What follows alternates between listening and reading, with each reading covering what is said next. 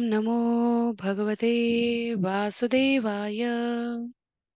ओम नमो भगवते वासुदेवाय। ओम नमो भगवते वासुदेवाय। हरे कृष्णा। सभी भक्तों को सादर प्रणाम। श्रीमद् भागवतम महापुराण सत्रों की इन श्रृंखला में आज सत्र 520 520 में सभी भक्तों का स्वागत है। हम सभी 18,000 श्लोकों वाले श्रीमद् भागवतम महापुराण को अंतर्राष्ट्रीय कृष्ण भावनामृत संघ के संस्थापक आचार्य कृष्ण कृपामूर्ति श्री श्रीमद् अभय चरणारविंद भक्ति वेदांत स्वामी श्रील प्रभुपाद की पुस्तक के माध्यम से भक्तों के संग श्रवण और पठन करने का प्रयास कर रहे हैं। जैसा कि सत्रों का प्रारूप है, वर्तमान विषय वस्तु का संक्षिप्त अवलोकन, तत्पश्चात मंगलाचरण और उसके बाद एक एक श्लोक का वाचन और अनुवाद, श्रवण और पठन करते हुए हम सभी सत्र में आगे बढ़ेंगे। वर्तमान विषय वस्तु के संदर्भ में हम सभी ने पिछले सत्र में स्कंद 10 अध्याय 38, जहां वृंदावन में अक्रूर के आगमन का विशद वर्णन है, उसे श्रवण किया था। अक्रूर द्वारा की गई मानसिक कल्पनाओं में किस प्रकार वो भगवान के श्रीमुख का दर्शन करेंगे, श्री चरणों को स्पर्श करेंगे, भगवान के सुंदर मुखमंडल का दर्शन करने के पश्चात उनके द्वारा पूछे गए प्रश्नों का उत्तर देंगे, और इन सभी मानसिक ऊहापोह और कल्पनाओं में जब भगवान उनके समक्ष उपस्थित होते हैं तो अक्रूर भाव विभोर हो जाते हैं। बलराम जी द्वारा उन्हें स्वागत सत्कार, सुंदर आतिथेय एकादशी का उल्लेख आता है वहां पर कि नाना प्रकार के भोज्य पदार्थ स्वयं भगवान के द्वारा उपस्थित किए जाने पर इसे उनकी आज्ञा समझते हुए अक्रूर द्वारा भोग किया जाता है। तो इस अक्रूर की अक्रूर की इस यात्रा के इस प्रथम चरण में जहां अभी उनका वृंदावन में आगमन हुआ है, सुखदेव गोस्वामी महाराज परीक्षित को अगले अध्याय में अध्याय संख्या 39 जिसका नाम है अक्रूर द्वारा दर्शन, तो सुंदर 57 श्लोक है इस अध्याय में, जिसे आज के सत्र में हम सभी आरंभ करेंगे। पहले मंगलाचरण करते हैं। नारायणं नमस्कृत्य नरं चैव नरोत्तमं देवीं सरस्वतीं व्यासं ततो जयमुदीरयेत्। शृण्वतां स्वकथा कृष्ण पुण्यश्रवणकीर्तन यद्यन्तस्थो यभद्राणि विधुनोति सुयत्स्यताम्। नष्टप्रायेषु भद्रेषु नित्यं भागवत सेवया भगवत्युत्तमश्लोके भक्तिर्भवति नैष्टिकी। ॐ अज्ञानतिमिरान्धस्य ज्ञानाञ्जनशलाकया चक्षुन्मीलितं येन तस्मै श्रीगुरुवे नमः। मूकं करोति वाचालं पङ्गुं लङ्घयते गिरिं यत्कृपातमहं वन्दे परमानन्दे माधवम्। वाञ्छाकल्पतरुभ्यश्च कृपा सिन्धुभ्य एव च पतितानां पावनेभ्यो वैष्णवेभ्यो नमो नमः। जय श्री कृष्ण चैतन्य प्रभो नित्यानंद श्री अद्वैत गदाधर श्रीवासादि गौर भक्त वृंद। हरे कृष्ण कृष्ण कृष्ण हरे हरे, हरे राम राम राम हरे हरे, हरे कृष्ण कृष्ण कृष्ण हरे हरे, हरे राम राम राम हरे हरे, हरे कृष्ण कृष्ण कृष्ण हरे हरे, हरे राम राम राम हरे हरे, हरे कृष्ण कृष्ण कृष्ण हरे हरे, हरे राम राम राम हरे हरे। हरे कृष्णा। पुनः सभी भक्तों को सादर प्रणाम। सत्र 520 520 में हम सभी स्कंद 10 अध्याय 39 अक्रूर द्वारा दर्शन, इसे आरंभ करने जा रहे हैं। जिनके पास पुस्तक है, मेरा अनुरोध है आप पुस्तक का प्रयोग करें। अन्य सभी की सुविधा के लिए यहाँ स्क्रीन पर श्लोक भी प्रस्तुत करने का प्रयास है। तो पुस्तक के लिए मेरा अनुरोध इसलिए रहता है क्योंकि कई बार आपको स्क्रीन से शब्द छोटे दिख सकते हैं, तो श्लोक का वाचन करने में या अनुवाद पठन करने में कठिनाई हो सकती है। स्कंद 10 अध्याय 39 श्लोक संख्या 1। श्री शुक उवाच सुखोप सुख उपविष्टः पर्यङ्के रामकृष्णो उरुमानित लेभे मनोरथान् सर्वान् पथीयान् स चकारः। सुखदेव गोस्वामी ने कहा, भगवान बलराम तथा भगवान कृष्ण द्वारा इतना अधिक सम्मानित किए जाने पर पलंग में सुखपूर्वक बैठे अक्रूर को लगा कि उन्होंने रास्ते में जितनी इच्छाएं की थी वे सभी अब पूरी हो गई हैं। तो पिछले अध्याय में हमने अक्रूर की इच्छाओं के बारे में श्रवण किया था कि किस प्रकार अक्रूर कल्पना कर रहे थे कि भगवान के दर्शन करने के इस उपक्रम में किन प्रकार की भाव भंगिमाओं के मध्य वो किन प्रकार की प्रतिक्रियाएं देंगे। तो अक्रूर की वो समस्त इच्छाएं जो उनके मन में थी संतृप्त हो गई, और भक्त के रूप में जब हम भगवान से उनकी कृपा, जीवन में उनकी उपस्थिति, अपने कार्यों के फल का उनको समर्पण करते हैं, तो इस कुछ भी रिक्तता रह ही नहीं जाती। तो भक्त के रूप में अक्रूर यहाँ पर सुनिश्चित करते हैं कि भगवत प्राप्ति के इस क्रम में कुछ हानि नहीं है, कभी कुछ घाटा नहीं है। जिन्हें व्यापार की भाषा समझ में आती हो उनके लिए इसमें लाभ ही लाभ है। जिन्हें स्नेह और प्यार की भाषा समझ में आती हो उनके लिए इससे अधिक स्नेहशील और कोई नहीं है। जिन्हें मित्रता की भाषा समझ में आती हो उनके लिए भगवान से बड़ा परम सुहृदय हितैषी कोई नहीं है। और जिन्हें शत्रुता की भाषा समझ में आती हो उनके लिए भगवान से बड़ा कोई शत्रु भी नहीं है। तो भगवान की शरणागत जीव की इस मनुष्य जीवन की पूर्णता है। ये कोई कल्पना नहीं है, ये कोई अंधविश्वास नहीं है। अक्रूर यहाँ सुखदेव गोस्वामी वर्णन करने के क्रम की बारीकी में प्रस्तुत कर रहे हैं कि रास्ते में जो इच्छाएं की हैं अक्रूर द्वारा, की गई हैं अक्रूर के द्वारा, वो भगवान द्वारा पूरी करी गई। समस्त इच्छाएं अक्रूर कहते हैं कि मुझे लगा पूरी हो गई है। किम अलभ्यम भगवती प्रसन्ने श्रीनिकेतने तथापि तत्परा राजन नहीं वांक्षति किंचन।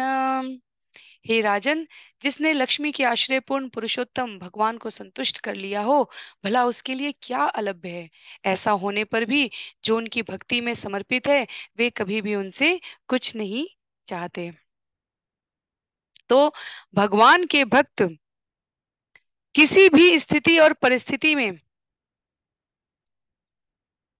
अपने आप को भगवान के अतिरिक्त कुछ नहीं चाहते, और जहां भगवान की उपस्थिति है वहां कोई रिक्तता हो भी नहीं सकती। तो स्पष्ट है यहाँ पर, इसलिए सुखदेव गोस्वामी इस प्रसंग को लाते हैं। भागवतम की कथाएं, चैतन्य चरितामृत के वृत्तांत, भगवत गीता की शिक्षाएं जीव के इस अनिश्चित जगत में निश्चय पूर्वक सुनिश्चितता करते हैं कि भगवान उपस्थित हैं और अपने भक्तों के लिए वो सदैव कृपाशील रहते हैं।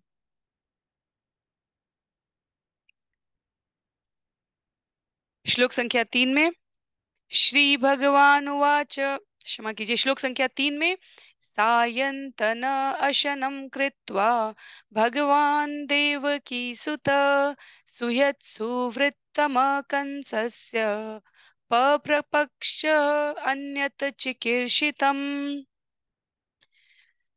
शाम के भोजन के बाद देवकी पुत्र भगवान कृष्ण ने अक्रूर से पूछा कि कंस अपने प्रिय संबंधियों तथा मित्रों के साथ कैसा बर्ताव कर रहा है और वह क्या करने की योजना बना रहा है।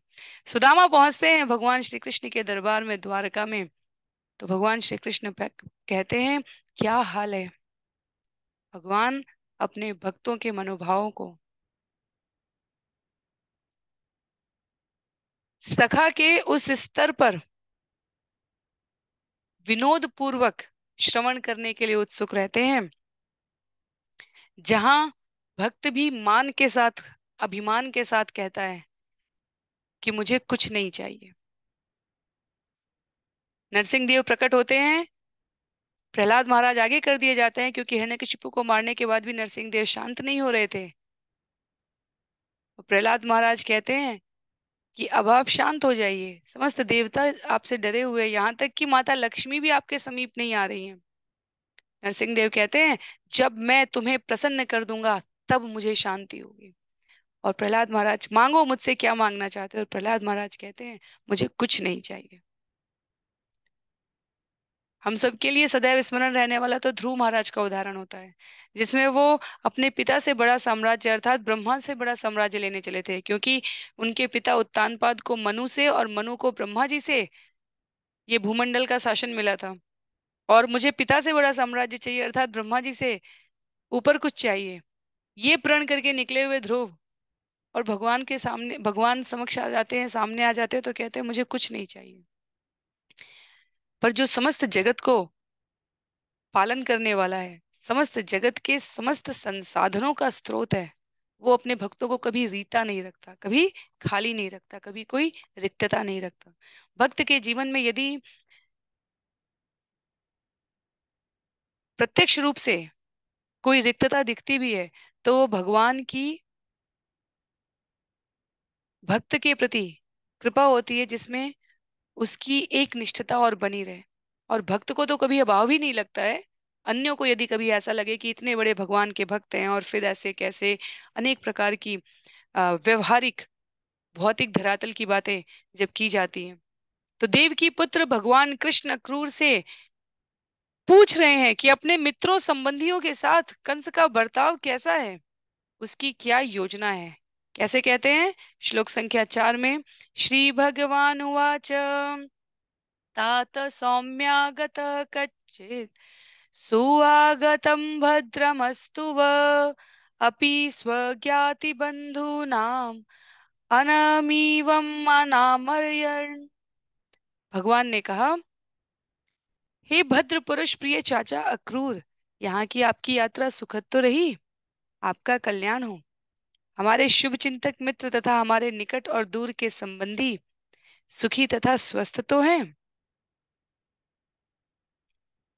एक राजोचित राजपुरुष राजकुमार शासन को संभालने की योग्यता रखने वाले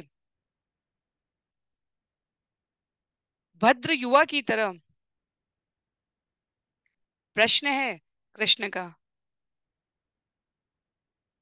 सर्वत्र कल्याण तो है, आपकी यात्रा सुखद तो है।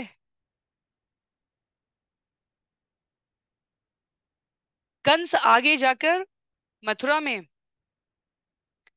उपहास करने वाला है कि ये तो गाय चराने वाले हैं। शिशुपाल जरासंध कहते हैं आगे भगवान को, द्वारका नगरी की अधीश्वर भगवान कृष्ण को, कि इनको राजनीति का क्या अनुभव है। दुर्योधन उपहास करने वाला है कि ये तो ग्वाले हैं। और यहाँ कृष्ण के प्रश्न स्पष्ट करते हैं कि उन्हें कोई शिक्षा इस धराधाम पर आकर सीखने की आवश्यकता नहीं है। वास्तव में संदीपनी मुनि के यहाँ आगे अध्याय रहेगा जहां पर भगवान शिक्षा लेने के लिए जाएंगे। भगवान इस तथ्य को प्रमाणित करने के लिए जाते हैं कि कुछ भी सीखने के लिए हमें गुरु की आवश्यकता है। तो मनुष्य रूप में मैं अपने आप को इस अपरिहार्य योग्यता, निश्चित रूप से जो आवश्यक योग्यता है, उससे परे नहीं रखूंगा। अन्यथा भगवान को कुछ भी सीखने की आवश्यकता नहीं है। भगवान प्रकट होते हैं, जन्म नहीं लेते, प्रकट होते हैं से लेकर जब तक लीला निवारण करते हैं तब तक वो भगवान रहते हैं। और तथाकथित भगवानों में जो कलयुग में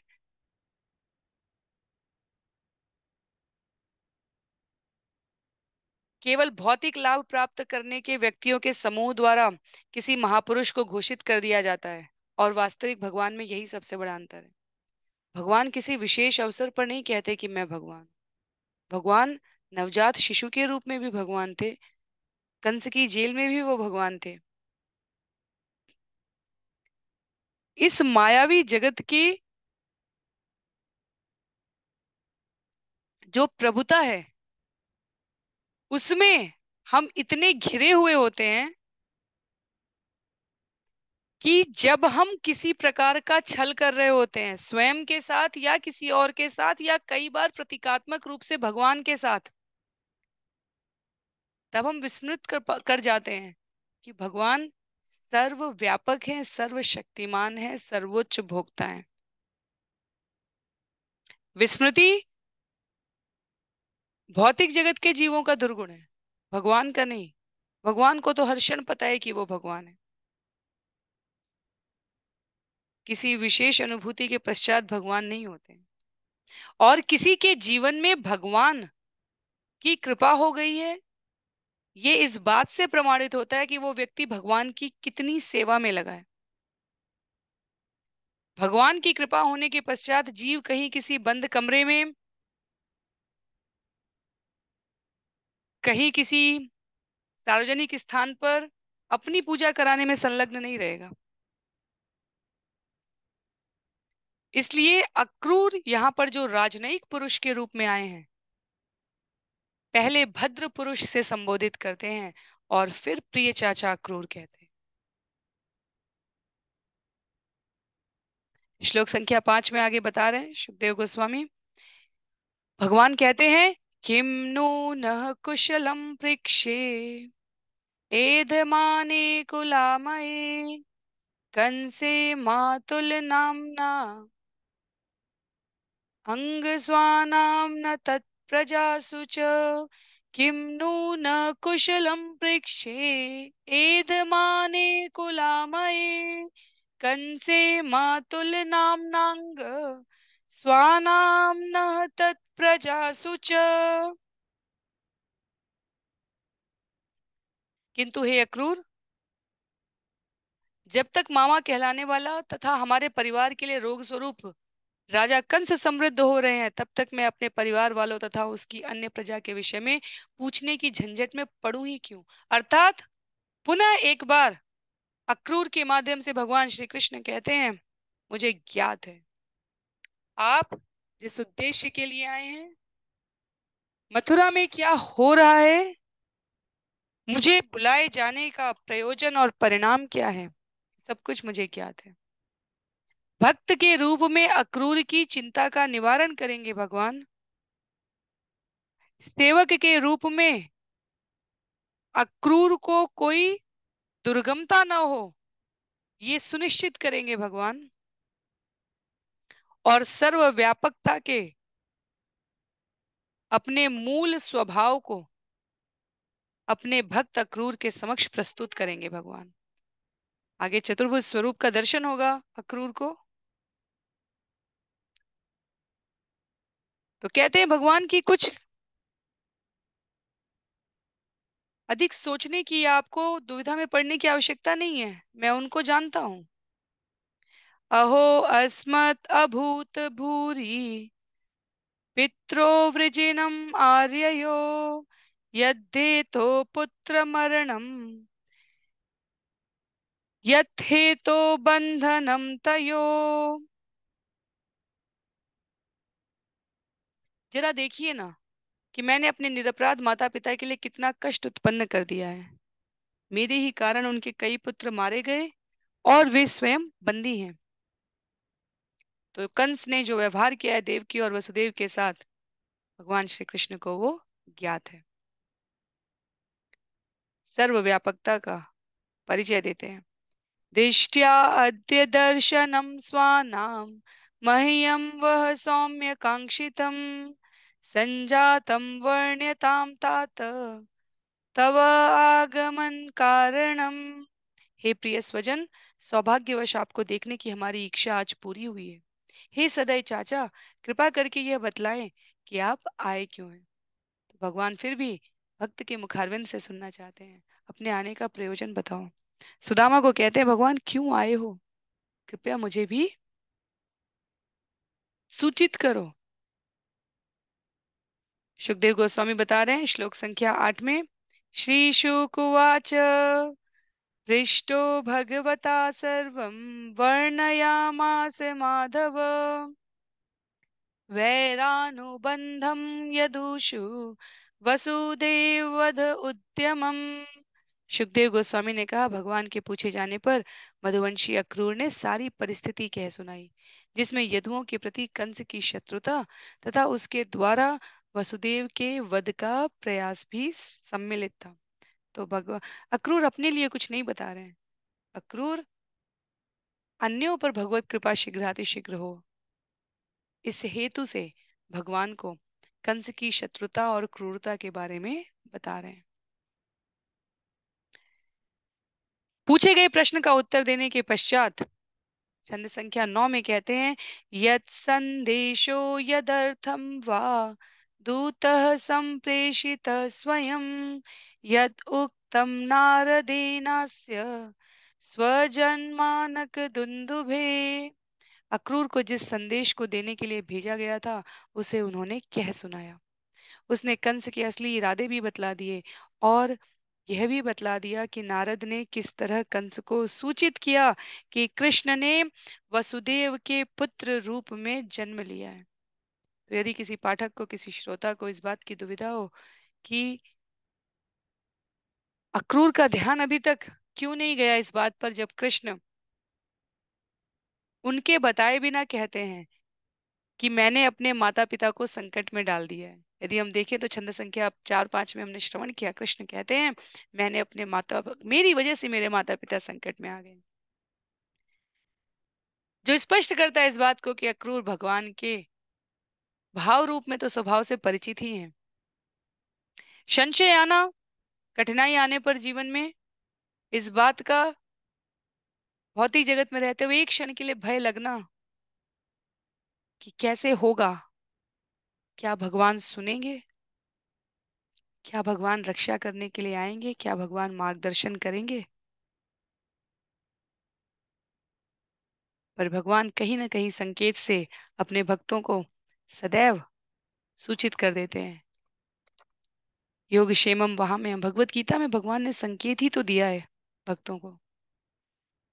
तो अक्रूर यहाँ पर बताते हैं कि नंद बाबा और यशोदा मैया के यहाँ मुझे भेजे जाने से पहले नारद पहले ही बता चुके हैं कंस को कि वसुदेव के पुत्र रूप में कृष्ण ने जन्म लिया है। और आपको विस्मृत नहीं करना चाहिए कि जो 8वें पुत्र की भविष्यवाणी है आपके लिए, वो असत्य नहीं है। श्लोक संख्या 10 में, श्रुत्वा अक्रूरवचः कृष्णः बलश्च परवीरः प्रहस्य नन्दं पितरं राज्ञादिष्टं विजज्ञतु। अक्रूर के वचनों को सुनकर वीर प्रतिद्वंदियों का विनाश करने वाले भगवान कृष्ण तथा भगवान बलराम हंस पड़े। तब उन्होंने अपने पिता नंद महाराज को राजा कंस का आदेश बतलाया। तो आदेश क्या है? कृष्ण बलराम को, नंद बाबा, अन्य ग्वाल बाल को मथुरा ले आओ। रंगभूमि में आयोजन किया गया है और वे मथुरा नरेश की ओर से आमंत्रित हैं।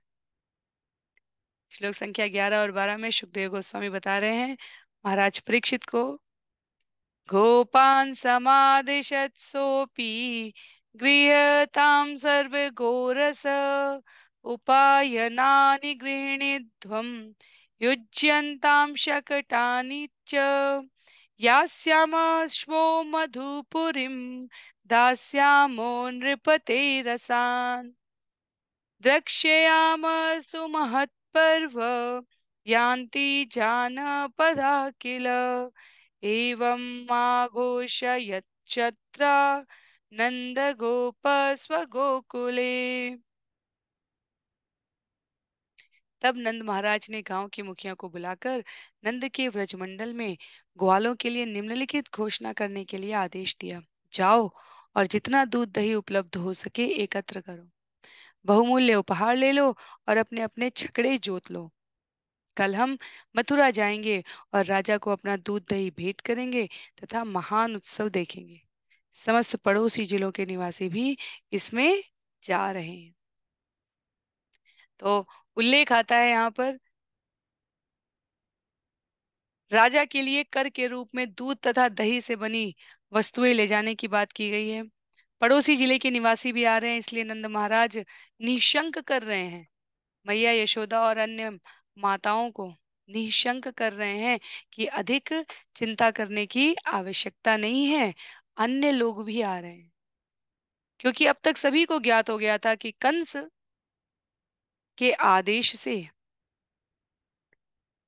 ये अनेकानेक दुष्ट राक्षस असुर ब्रजमंडल में आकर उत्पात मचाते हैं।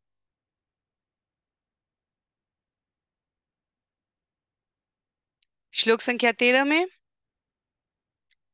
कर के रूप में राजा प्रसन्न हो इसलिए सामग्रियां लेकर छकड़े जोत कर जाने के लिए कहने के पश्चात गोपियों ने श्रवण किया। जब इस आदेश की, इस मुनादी की, इस घोषणा की घर घर में सूचना पहुंची, गोप्य तात उपश्रुत्य बभूवुर्व्यथिता भृशम रामकृष्णौ पुरीं नेतुम् अक्रूरम व्रजमागतम। जब गोपियों ने सुना कि कृष्ण, अक्रूर कृष्ण तथा बलराम को नगर ले जाने के लिए व्रज में आए हैं, तो वे अत्यंत खिन्न हो उठी।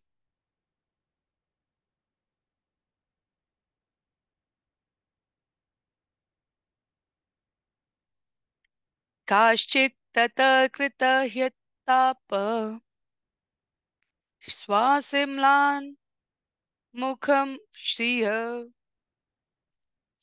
त्रंसत दुकुलवलय केशग्रन्थ्य च काश्चन।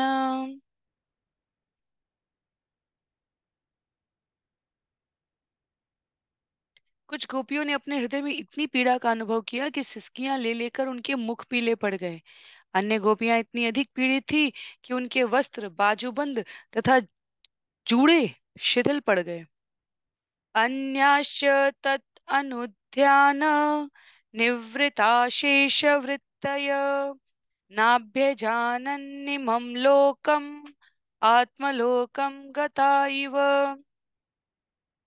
अन्य गोपियों की चित्त वृत्तियां पूरी तरह रुक गई और वे कृष्ण के ध्यान में स्थिर हो गईं। उन्हें आत्म साक्षात्कार पद प्राप्त करने वालों की भांति बाह्य जगत की सारी सुधि बुद्धि भूल गई। तो यहाँ पर ये जो 3 श्लोक हैं, जिसमें गोपियों को सूचना ज्ञात होने से लेकर उनकी सुधि बुद्धि की विस्मृति का उल्लेख किया जा रहा है। तात्पर्य में लिखा है, चैतन्य चरितामृत के मध्य लीला श्लोक के अनुसार, जीवेर स्वरूप है कृष्णेर नित्य दास। आत्मा या जीव वास्तव में श्री कृष्ण का नित्य दास है। गोपियां साधारण नहीं है, आत्म साक्षात्कार के सर्वोच्च पद पर हैं, क्योंकि कृष्ण की गहनतम प्रेम भक्ति में संलग्न रहती हैं। पर जन्म जन्मांतर से उनके उद्देश्य में, लक्ष्य में, जीवन के हेतु में भगवान का संग, यूं माधुर्य रस में प्राप्त करना था। इसलिए जब जाने की सूचना मिलती है तो बाह्य जगत की सुध बुध खो देती है। अंतः जगत में तो कृष्ण सदैव उनके साथ है, पर बाह्य जगत से कृष्ण जो अभी तक संग थे, वो अब चले जाएंगे, ये सोचकर वो अपने आप को रोक ना पाई। श्लोक संख्या 16 में उल्लेख आता है, स्मरन्त्य च पराशौरे अनुराग स्मित ईरिता हृदि स्पृश हृदि स्पृशः चित्रपदा गिरह सम्मुमुह स्त्रिय। और कुछ तरुणियां भगवान शौरी के शब्दों का स्मरण करके ही अचेत हो गई। ये शब्द विचित्र पदों से अलंकृत तथा स्नेहमयी मुस्कान से व्यक्त होने से उन तरुणियों के हृदयों का गंभीरता से स्पर्श करने वाले होते थे। गोपियों के भाव का,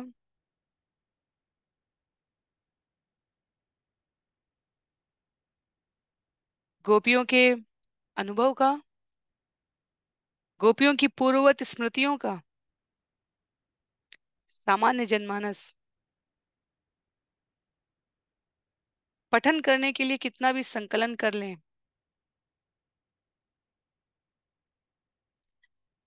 पर उसमें प्रवीण होने के लिए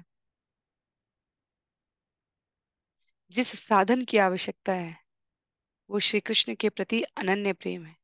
यदि किसी को वास्तव में शोध करने की बहुत रुचि हो, जानने की अत्यधिक तीव्र लालसा और इच्छा हो, तब उन्हें गोस्वामियों के, हमारे षट गोस्वामियों के, हमारे आचार्यों के, कवि कर्णपुर के उन वृत्तांतों का श्रवण करना चाहिए जहां अभी अक्रूर द्वारा कृष्ण को ले जाने की घटनाओं पर गोपियों की प्रतिक्रिया है, और बाद में उद्धव द्वारा वृंदावन में क्यों उद्धव चुने गए हैं, भेजे गए हैं,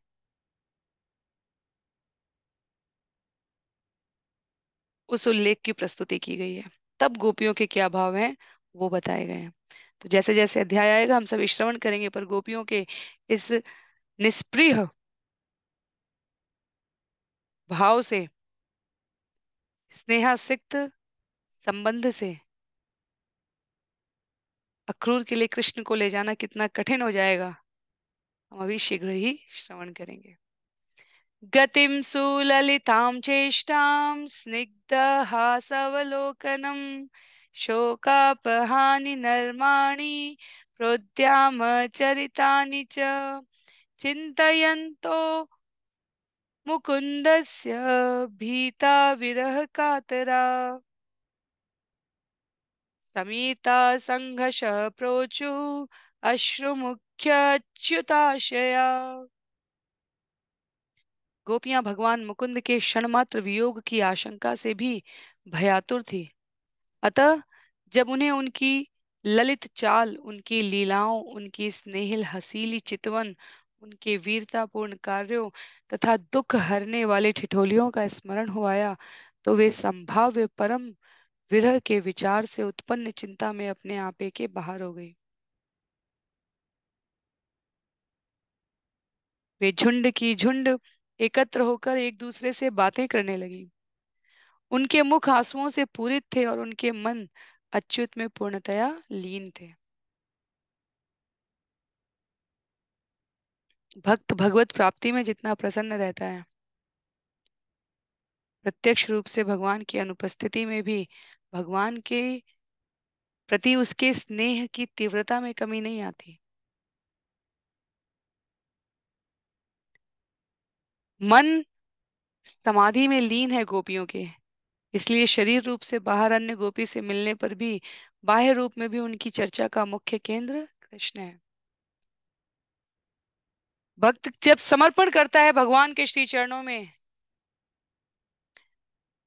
तब शुभता के साथ साथ अशुभता को भी जीवन में उतनी ही तत्परता से स्वीकार करता है। यदि कृष्ण चाहते हैं तो जीवन के समस्त द्वंद एक तरफ और कृष्ण की इच्छा एक तरफ। कृष्ण रहना चाहते हैं, हम अतीव प्रसन्न हैं कृष्ण के संग से। कृष्ण जाना चाहते हैं, हम चाह के भी उन्हें नहीं रोक पाएंगे, पर उनके प्रति जो हमारी निष्ठा है,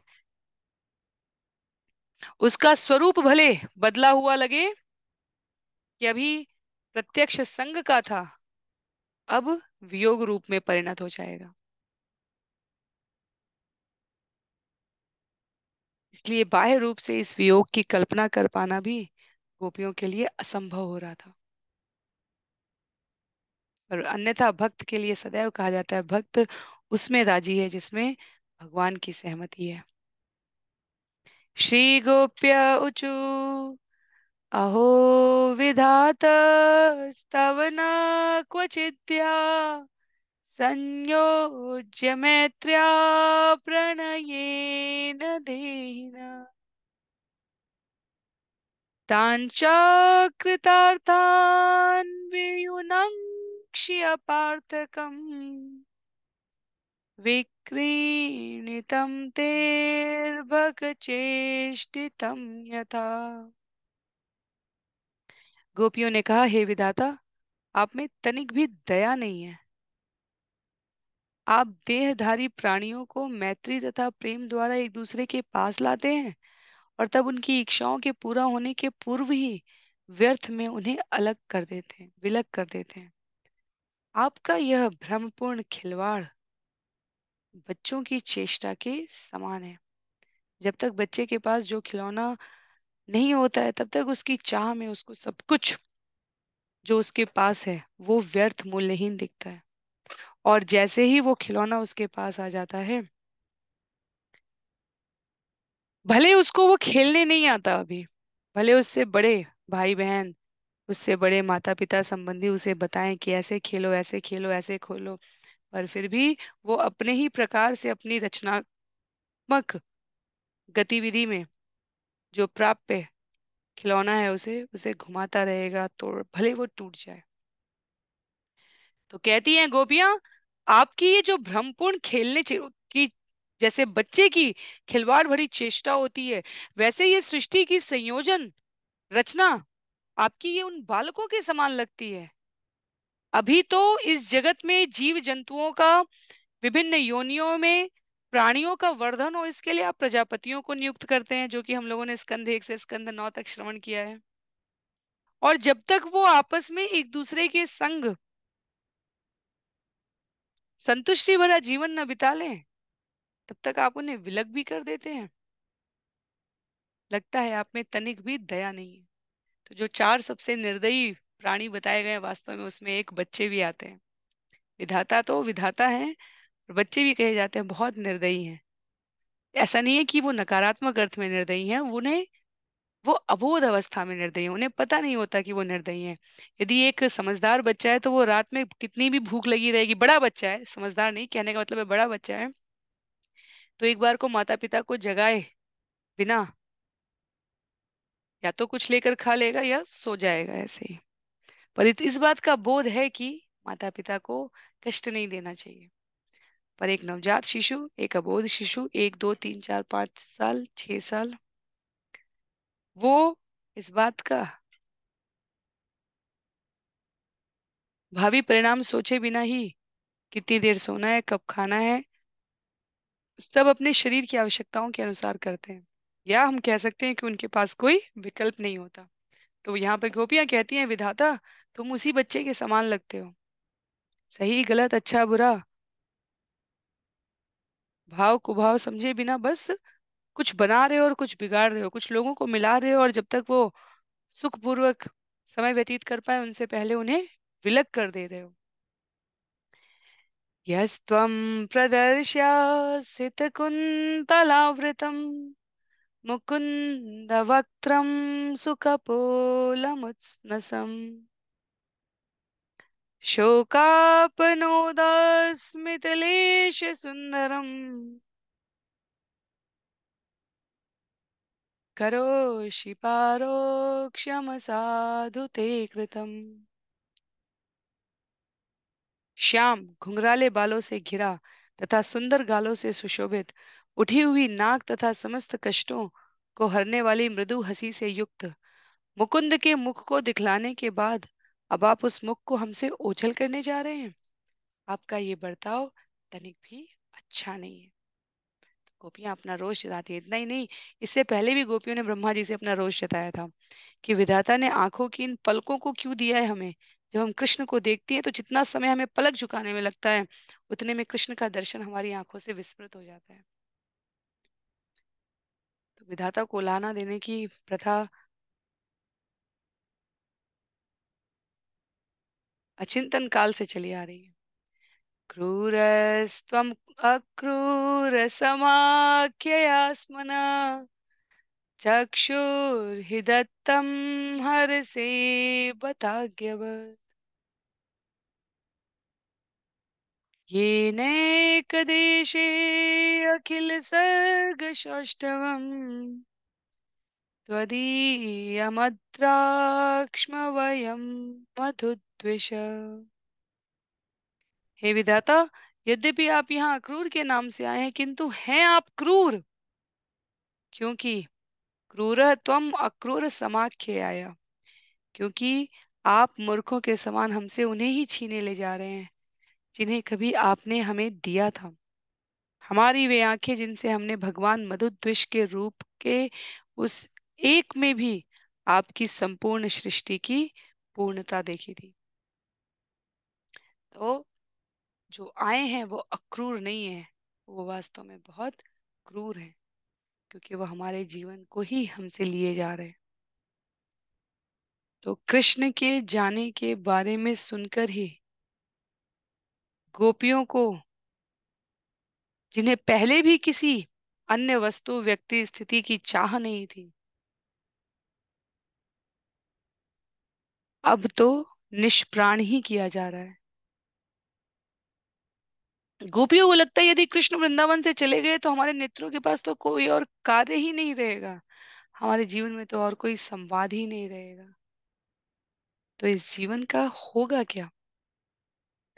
न नंद सूनु क्षणभंग सौयद समीक्षते न स्वकृतातुरावत विहाय गेयान् स्वजनान् सुतान् पतीन् तत दास्यम् अद्धा उपगता नव प्रिय।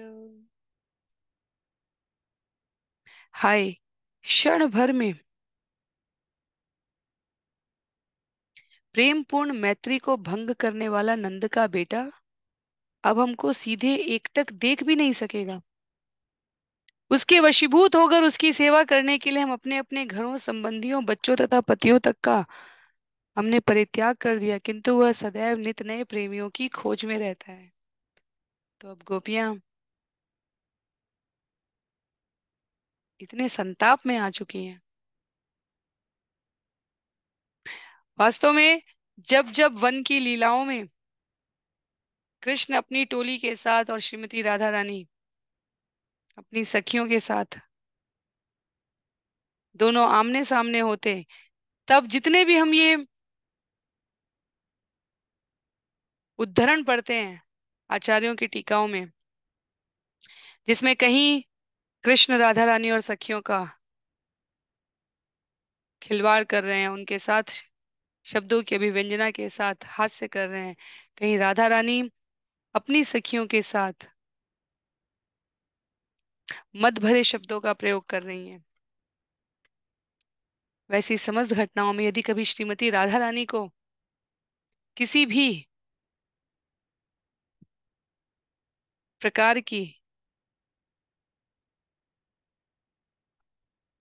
चिंता, दुविधा या संताप होता है तो भगवान नहीं ले सकते। और यदि भगवान को कोई राक्षस आ गया, आक्रमण कर दिया, जैसे बकासुर ने निगल लिया था, या धेनुकासुर के मधुवन में जब भगवान ग्वाल बाल की टोली के साथ अंदर प्रवेश कर गए थे, तो राधा रानी और अन्य सखियां वहां भी बेहोशी हो गई कि अब क्या होगा। तो प्रेम की तीव्रता वो है कि उसमें ऐश्वर्य भाव को प्रमुखता नहीं दी गई है।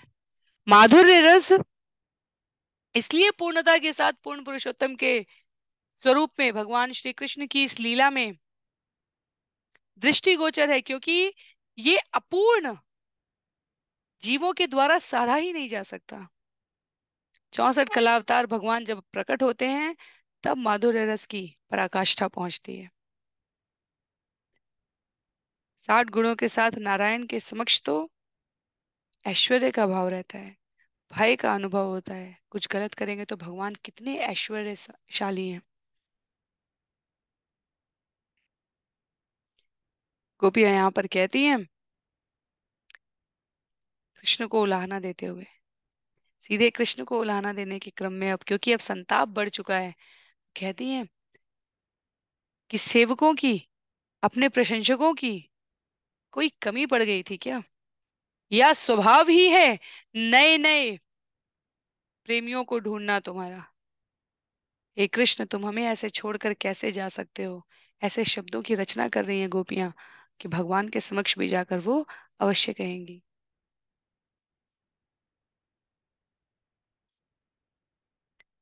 सुखम प्रभाता रजनीयमाशिष सत्या बभूवुपुरयोषितां ध्रुवम् यासं प्रविष्टस्य मुखं प्रजस्पते पास्यन्ति अपांग उत्कलिते स्मितासवम्। इस रात्रि के बाद का प्रातः काल निश्चित रूप से मथुरा की स्त्रियों के लिए मंगलमय होगा। अब उनकी सारी आशाएं पूरी हो जाएंगी, क्योंकि जैसे ही व्रजपति उनके नगर में प्रवेश करेंगे, वे उनके मुख की तिरछी चितवन से निकलने वाली हंसी के अमृत का पान कर सकेंगे। वैसे भी जब भगवान व्रज में जब जंगल में चले जाया करते थे तो दिन भर गोपियों के जीवन का जो संबल था, आश्रय था, वो भगवान के बारे में चर्चा करना ही था। अभी तो भगवान व्रज में ही है, पर मथुरा जाने की बात होती है तो सोचते हैं कि व्रज की गोपियों का भाग्य दैदीप्यमान हो गया। व्रजमंडल मथुरा की गोपियों का, क्षमा कीजिए, मथुरा की गोपियों का भाग्य दैदीप्यमान हो गया, क्योंकि व्रजपति अब उनके नगर में प्रवेश करने वाले हैं।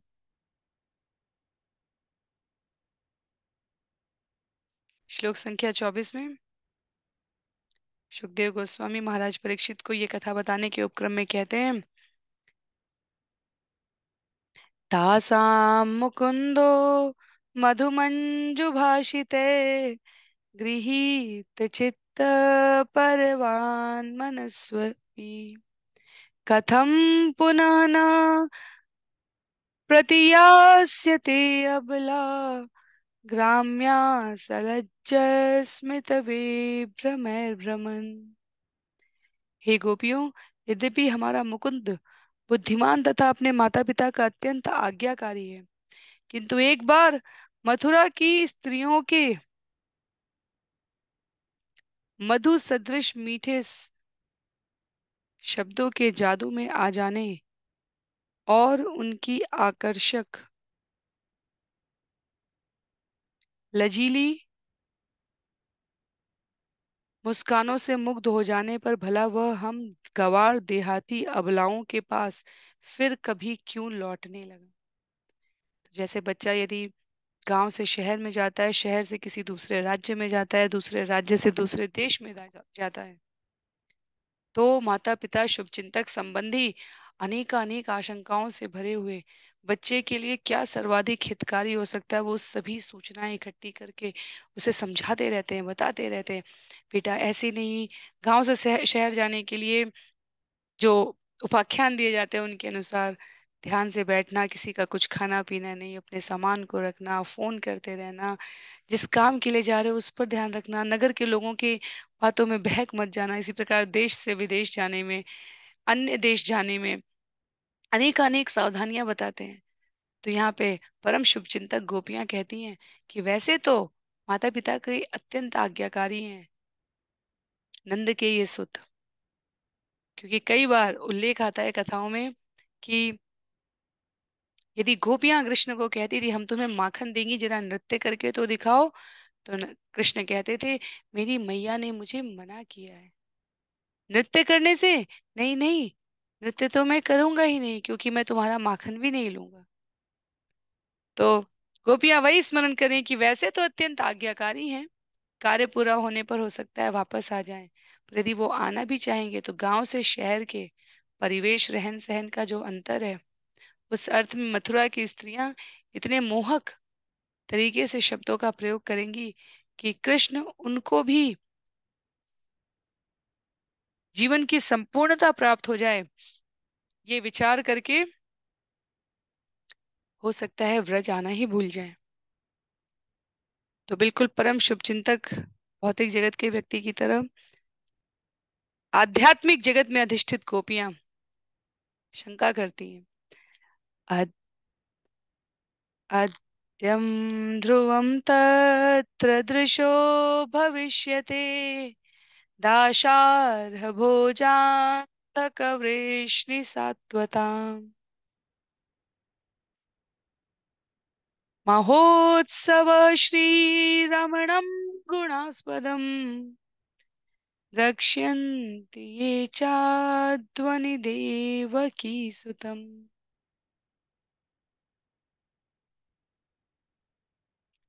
जब दाशार भोज अंधक वृष्णि तथा सात्वत लोग मथुरा में देवकी के पुत्र को देखेंगे तो उनके नेत्रों के लिए महान उत्सव तो होगा ही, साथ ही साथ नगर के मार्ग में यात्रा करते हुए जो लोग उन्हें देखेंगे उनके लिए भी महान उत्सव होगा। आखिर वे श्री लक्ष्मी जी के प्रियतम और समस्त दिव्य गुणों के आगार जो हैं। तो भगवान इसलिए भगवान है क्योंकि वो कृष्ण है। कृष्ण क्री धातु का अर्थ है खींचने वाला, कृष्ण का अर्थ है सर्वाधिक आकर्षक। मित्रों को, शुभचिंतकों को, अपने हितैषियों को, भक्तों को, संबंधियों को केवल उस आकर्षण का अनुभव नहीं कराते हैं कृष्ण, अपने शत्रुओं को भी उस आकर्षण का अनुभव कराते हैं। क्योंकि वास्तव में इस जगत में भगवान के अतिरिक्त और किसी की योजना है ही नहीं। जो पक्ष में है, जो प्रतिपक्ष में है, वो दोनों भगवान के द्वारा जो संस्तुत नियमावली है उसमें भाग लेने वाले पात्र के रूप में उपस्थित हैं।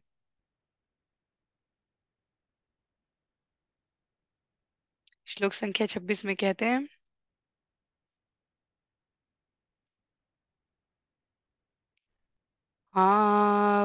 मायेतद्विधस्य कुर्णस्य नाम भूत् अक्रूर इति एतदतीव दारुणम् यो असावनाश्वास्य सुदुःखितं जनम् प्रियात् प्रियं नेष्यति पारमध्वन।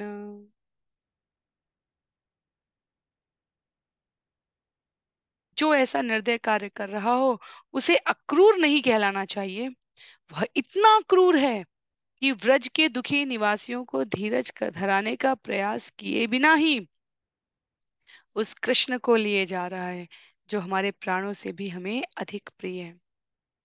वो वास्तव में आचार्य कहते हैं कि यदि गोपियों की बात मानकर कृष्ण को कुछ दिन बाद ले जाने का अक्रूर विचार करते तो भी वो भगवत दीक्षा में नहीं आता, क्योंकि तुरंत जाने की बात में तो कम से कम भाव अभिव्यक्त न करने का समय मिल गया। और यदि समय मिल जाता और सोचने का विचार करने का अवसर मिल जाता गोप ग्वालों गोपियों नंद बाबा मैया यशोदा को कि कृष्ण को भेजना है, तो वो अब तक पूरे व्रज मंडल में सभी निष्प्राण हो गए होते।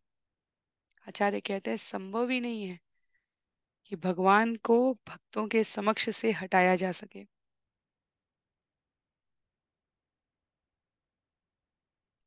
श्लोक संख्या 27 में उल्लेख आता है, अनाद्रधीरेश समास्थितो रथम तमन् वमीच त्वरयन्ति दुर्मदा गोपा अनोभिस्तविरैरुपेक्षितम् दैवं जनोद्य प्रतिकूलमिति।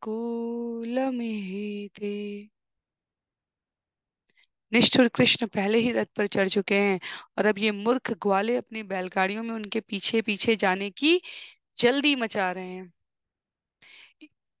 यहाँ तक कि बड़े बूढ़े भी उन्हें रोकने के लिए कुछ भी नहीं कर रहे हैं। आज भाग्य हमारे विपरीत कार्य कर रहे हैं, कहीं विधाता को, कहीं भाग्य को, कहीं मथुरा के नगरवासियों को।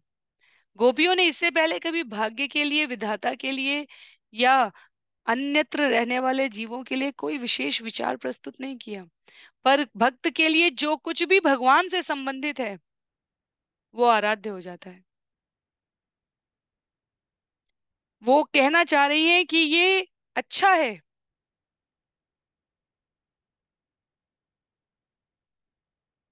कि कृष्ण के दर्शन करने का सौभाग्य नगरवासियों को मिलेगा, पर यह अच्छा नहीं है कि हमें कृष्ण का अब दर्शन करने का अवसर नहीं मिलेगा। भाग्य की सकारात्मक और नकारात्मक प्रवृत्ति भक्त के लिए सिर्फ इससे होती है कि भगवान की कितनी प्रसन्नता है, अन्यथा भक्त को भाग्य से कुछ लेना देना नहीं है।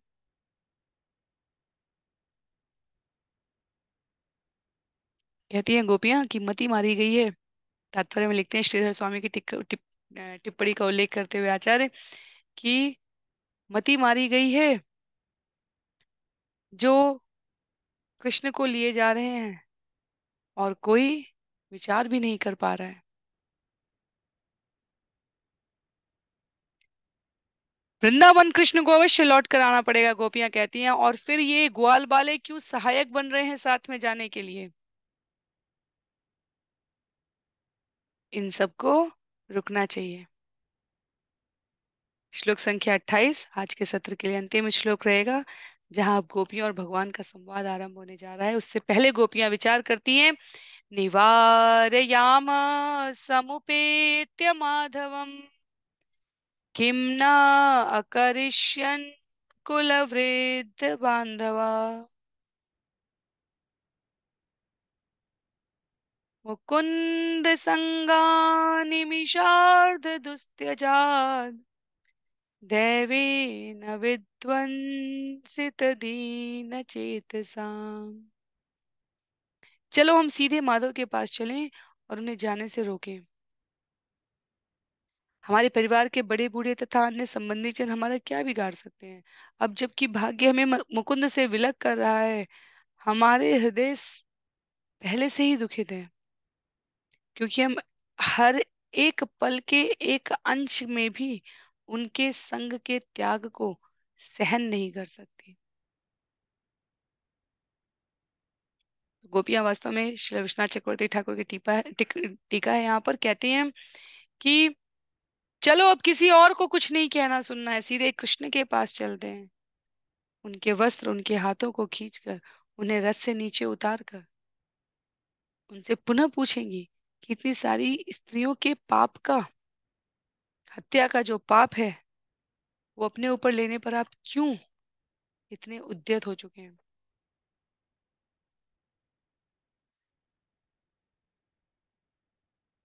कई उपमाएं दी हैं यहाँ पे विश्वनाथ चक्रवर्ती ठाकुर ने। गोपियां कहती हैं, यदि हमारे संबंधी तथा बड़े बूढ़े हमें मार पीट दें, ताले में बंद करके हमें दंडित दें, तो भी हम ये जानकर सुखपूर्वक रह सकती हैं कि कृष्ण हमारे गांव में रहते हैं। हमारी कुछ सहेलियां जो बंधी हुई नहीं हैं, वे हमारे पास तक कृष्ण का जूठन लाने का चतुरता से कोई उपाय अवश्य ढूंढ लेंगी और हम जीवित रह लेंगे। पर यदि कृष्ण को ही नहीं रोका, तो हम निश्चित रूप से मर जाएंगे। इसलिए चलो माधव से ही कहते हैं कि वो हमारे प्राणों की रक्षा का कोई उपाय करें। इसके साथ ही आज के सत्र के लिए श्लोक संख्या 28 पर हम लोग सत्र को यहीं पे रोकेंगे। किसी प्रकार की टिप्पणी या सहमति के लिए आप अपनी जिज्ञासा प्रेषित कर सकते हैं।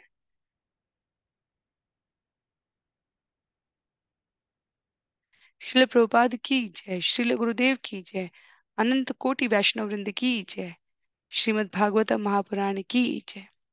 हरे कृष्ण।